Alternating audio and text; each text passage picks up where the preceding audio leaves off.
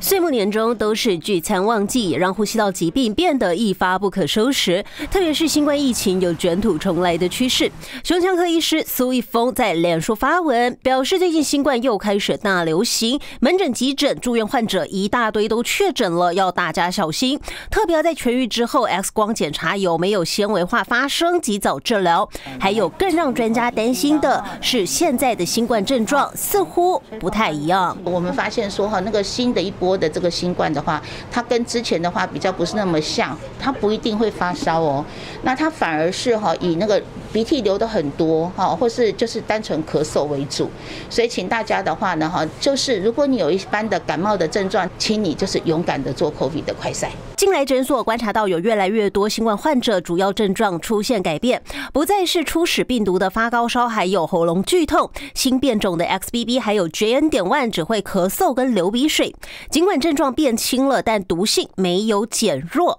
导致不少人因为轻忽转为中重症。一开始的话看起来像一般感冒，可是1个礼拜之后，它的整个病情会急转直下，它会变成很厉害的那个支气管肺炎。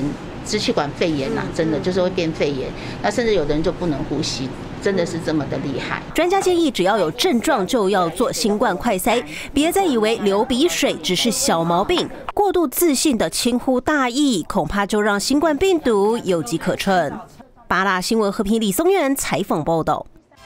民生帮方式尽在1小时，锁定八大民生新闻，记得按订阅，开启小铃铛哦。